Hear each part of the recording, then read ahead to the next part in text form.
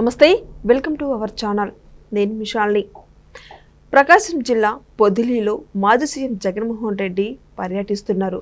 మరి ముఖ్యంగా చూసుకుంటే పొగాకు బోర్డు రైతుల్ని పరామర్శించడానికి వెళ్ళి అక్కడ అందరు జనాలు చూస్తూనే ఉన్నారు. అయితే గతంలో కూడా మనం చూసుకున్నాం, గుంటూరు మిర్చి యాడికెళ్ళి అక్కడ రైతుల్ని ఏ విధంగా పరామర్శించింది, ఏ విధంగా రైతుల నుంచి స్పందన వచ్చింది, ఏ విధంగా ప్రజల నుంచి స్పందన వచ్చిందో గతంలో మనం చూసుకున్నాం. సేమ్ రిపీట్ చేస్తూనే ఉన్నారు. దీని మీద పూర్తిగా విశ్లేషించడానికి మనతో పాటు స్టూడియోలో ఉన్నారు సీనియర్ జర్నలిస్ట్ డివి శ్రీనివాస్ గారు ఉన్నారు. వారిని అడిగే కొన్ని విషయాలు మనం తెలుసుకుందాం. నమస్కారం సార్. నమస్తే సార్. ఈరోజు మనం చూస్తున్నాం పొదిలిలో ఉద్రిక్త వాతావరణం నెలకొందో మనం చూస్తూనే ఉన్నాం. మరి ముఖ్యంగా చూసుకుంటే జగన్మోహన్ రెడ్డి గతంలో గుంటూరు మిర్చి అడికెళ్ళి ఎలా పరామర్శించింది ప్రజలు చూశారు. ఇప్పుడు చూసుకుంటే పొదిలిలో అంటే పొగాకు బోర్డుల్ని రైతులను పరామర్శించడానికని వెళ్ళి అక్కడ మొత్తం గందరగోళంగా సృష్టించారు. అక్కడ అసలు ఎలా చూడాలి సార్ జగన్మోహన్ రెడ్డి? రైతుల స్పందన కావచ్చు, ఇటు ప్రజల స్పందన కావచ్చు, ఎలా ఉందంటే ఏం చెప్తారు సార్? అంటే రైతుల్ని పరామర్శించడానికి వెళ్ళాడా, నేరస్తుల్ని పరామర్శించడానికి వెళ్ళాడా? అవును, జగన్మోహన్ రెడ్డి ఎక్కువగా నేరస్తుల్నే పరామర్శిస్తాడు. తెనాలి వెళ్ళి ఎవరిని పరామర్శించాడు? గంజాయి బ్యాచ్. తెనాలి వెళ్ళి అక్కడ ఏంటి, ఆ జాన్ విక్టర్ అంటారు, లేకపోతే నవీన్ అలియాస్ కిల్లర్ అని, ఆ దోమ రాకేష్ అని, లడ్డు అలియాస్ సముద్రాల పవన్, తెనాలి పరామర్శ గుర్తొస్తాను. ఇప్పుడు ఇవాళ ఇతను పొదిలి వెళ్ళాడు. పొదిలి వెళ్ళి అక్కడేంటి, అతను ఎక్కడికి వస్తే అతని వెంట ఈ క్రిమినల్ గ్యాంగ్స్ అన్నీ కదులుతాయి.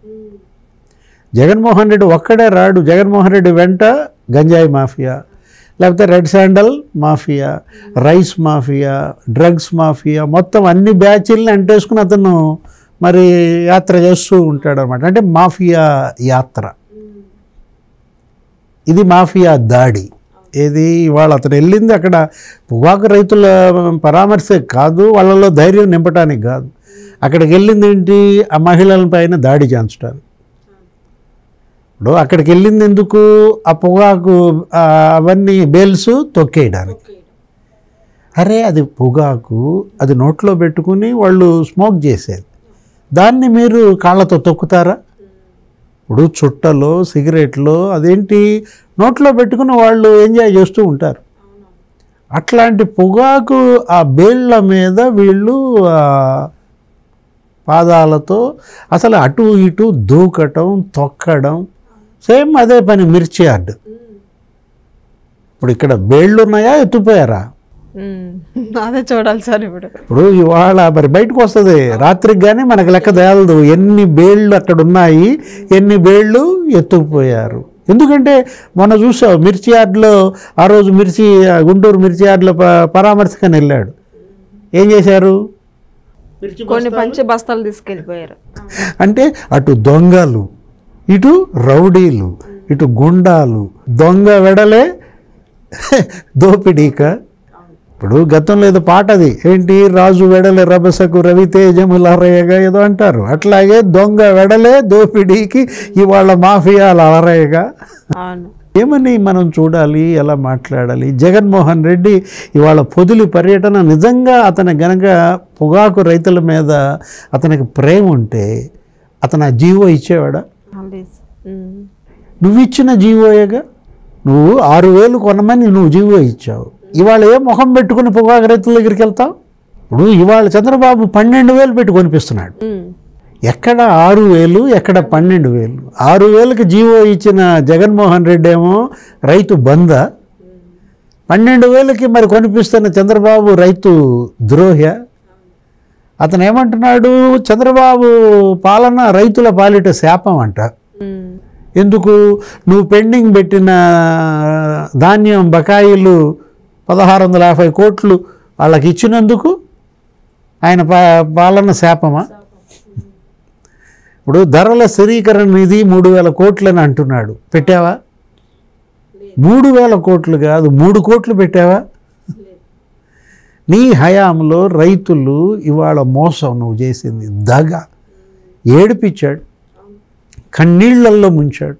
అతను రైతు భరోసా పేరుతో 13,000 ఇస్తానన్నాడు, అంటే 12,500 ఎంత ఇస్తానన్నాడు, అంటే 4 ఏళ్లకి ఒక 50,000 ఇస్తానన్నాడు. మరి నువ్వు 1,000 పెంచానన్నావు, 13,500 అన్నావు. మళ్ళా గెలిచినాక ఏం చేశావు? కేంద్రం ఇచ్చిన 6,000 కట్ చేసుకుని నువ్వు ఇచ్చింది వాళ్ళకి 7,000. నువ్వు చెప్పింది 13,000, ఇచ్చింది 7,000. ఎవరిది శాపం? ఒక్క రైతు భరోసా స్కీమ్లోనే ఆంధ్రప్రదేశ్ రైతులకి 20,000 కోట్లు టోపీ పెట్టాడు, మోసం చేశాడు. చంద్రబాబు హయాంలో రైతు రథాలు అని చెప్పి ట్రాక్టర్లు ఇచ్చారు, సబ్సిడీ ఒక్కొక్క ట్రాక్టర్కి 2-3 లక్షలు. ఆ సబ్సిడీ ఎత్తేసాడు, రైతు రథాలు ఎత్తేసాడు. అరే డ్రిప్ ఇరిగేషన్ ఏది ఎస్సీ ఎస్టీలకి 90% సబ్సిడీ. ఉద్యాన రైతులు ఇవాళ పండ్ల తోటలు ఇంత అభివృద్ధి చెందాయంటే అది చంద్రబాబు పుణ్యం. వాజ్పేయి ప్రధానమంత్రిగా, చంద్రబాబు ఉమ్మడి రాష్ట్ర ముఖ్యమంత్రిగా ఉన్నప్పుడు ఈ డ్రిప్ ఇరిగేషన్ వాళ్ళిద్దరు తెచ్చారు, స్ప్రింక్లర్ ఇరిగేషన్. ఆయనే ఒక టాస్క్ ఫోర్స్ చైర్మన్, చంద్రబాబుని టాస్క్ ఫోర్స్ చైర్మన్గా, సురేష్ ప్రభుని కన్వీనర్గా, వాజ్పేయి వేసిన ఆ టాస్క్ ఫోర్స్ తెచ్చిన డ్రిప్ ఇరిగేషన్ ఇవాళ రాయలసీమ హార్టికల్చర్ హబ్గా మారింది. వాళ్ళ పండ్ల తోటల కిల్లా అయింది అది కాస్త. దానిమ్మ, బత్తాయి, అరటి, అట్లాంటిది నువ్వేం చేశావు? ఆ డ్రిప్ ఎత్తేసాడు. అరే ఆర్బీకే అని పెట్టాడు, రైతు భరోసా కేంద్రాలు అన్నాడు, అన్ని కేంద్రాలు పాడు పెట్టాడు. విత్తనాలు లేకపోతే పురుగు మందులు అన్నీ నీ వాళ్లే, ఎవరు? వైసీపీ కార్యకర్తలే దోచుకున్నారు. ఇప్పుడు నేను అసలు రైతు రాజ్యం అంటున్నాడు. దొంగల రాజ్యం నువ్వని నిన్ను దించేశారు. నువ్వు రైతు రాజ్యం అంటే ఎవరి పాలన? రైతుల పాలిట శాపం. నువ్వు చెప్పు. 13 లక్షల ఎకరాలు భూ కబ్జా చేసింది ఎవరు? జగన్నా చంద్రబాబు? జగన్మోహన్ రెడ్డి గారు సార్. 13 లక్షల ఎకరాలు అంటే జిల్లాకి 1,00,000 ఎకరాలు. 13 ఉమ్మడి జిల్లాల్లో జిల్లాకి 1,00,000 ఎకరాలు కబ్జా చేశారే.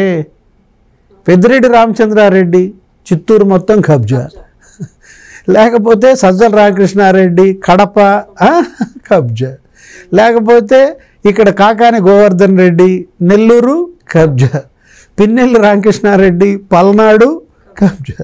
అరే వీళ్ళు ఏం చెప్తాం? ఉత్తరాంధ్ర మొత్తం విజయసాయిరెడ్డి, సుబ్బారెడ్డి తుడిచిపెట్టారు. ఇప్పుడు రైతుల పాలిట శాపం ఎవరి పాలన అని మనం అడుగుతున్నాం. ఇరిగేషన్ ప్రాజెక్టులు చంద్రబాబు ఒక్క రాయలసీమలో 12,000 కోట్లు ఖర్చు పెట్టాడు, నువ్వు 2,000 కోట్లు. చూడండి ఎంత తేడా ఉంది. 2,000 కోట్లు ఖర్చు పెట్టినాడి పాలన రైతుల పాలిట శాపమా?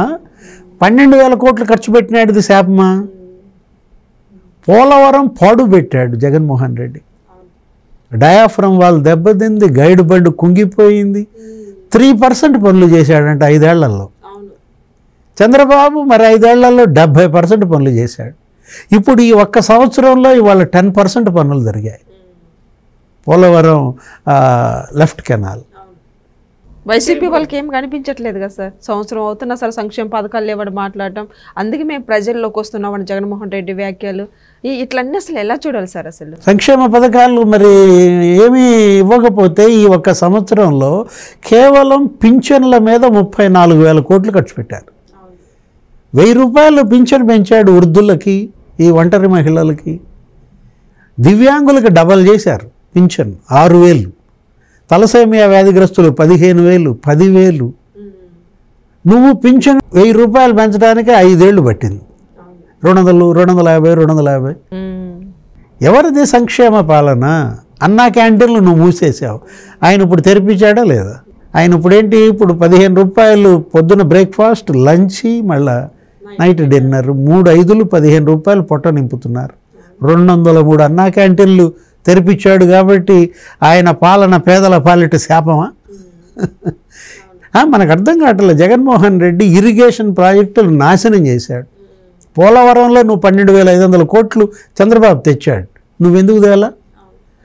హంద్రీనీవా సుజల స్రవంతి నిన్న 3,800 కోట్లు ఇచ్చాడు, నువ్వెంత ఇచ్చా?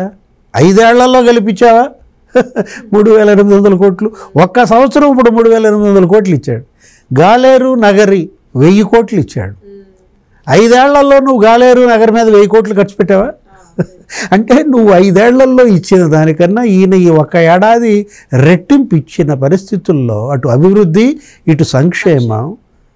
ఎవరి పాలన శాపం, ఎవరి పాలన అద్భుతం? డిసైడ్ చేసేది నువ్వు నేను కాదు, జగన్మోహన్ రెడ్డి కాదు, జనం డిసైడ్ చేస్తారు. ఈరోజు పొదిలిలో చూస్తున్నాం సార్, ఎంత ఉద్రిక్త వాతావరణం. అక్కడ పోలీసులు కానిస్టేబుల్ మీద ఒక రాళ్ళు చెప్పులు విసిరేసుకుంటాం వైసీపీ వాళ్ళు. కానిస్టేబుల్కి రాయి తగిలింది, ఇక్కడ దెబ్బ తగిలి ఇబ్బంది పడుతూ ఉన్నారు. అట్లుంది అక్కడ ఉద్రిక్త వాతావరణం. అంటే ఏంటి అసలు ఇతను ఎక్కడ అడుగు పెడితే అక్కడ విధ్వంసం, ఇతను ఎక్కడ అడుగు పెడితే అక్కడ దౌర్జన్యం. అరే పోలీసుల మీద ఎందుకు నీకు ఇంత ద్వేషం? పోలీసుల తలాలు పగల కొడతారా? ఆడు తెనాల్లో వాడెవడో పోలీసుని చంపబోయాడు, వాళ్ళు నలుగురిని కొడితే నువ్వు వెళ్ళిపోయి వాళ్ళ నలుగురికి మద్దతుగా వాళ్ళని పరామర్శిస్తావు. ఇప్పుడు ఇవాళ పొదిలిలో కానిస్టేబుల్ తల పగల కొట్టారు. అంబటి రాంబాబు అంటున్నాడు జగన్మోహన్ రెడ్డి మీద దాడి చేస్తున్నారంట, రాళ్ల దాడులు. అసలు ఎవరన్నా జగన్మోహన్ రెడ్డి మీద దాడి చేస్తారా? అంత ధైర్యం ఎవరికన్నా ఉందా? జగనే అందరి మీద దాడి చేస్తుంటాడు. కానీ ఇప్పుడు అంగళ్ళు మీద మరి నువ్వు ఆ రోజు రాళ్ల యుద్ధం జరిగింది అంగళ్ళు. చంద్రబాబు వెళ్తే అంగళ్ళు దగ్గర ఆయన మీదకి రాళ్ళు వేసి కొట్టారు. అసలు 300 మందిని జైళ్ళకు పంపారు. ఒక 13 మంది కానిస్టేబుల్ తలలు పగిలాయి.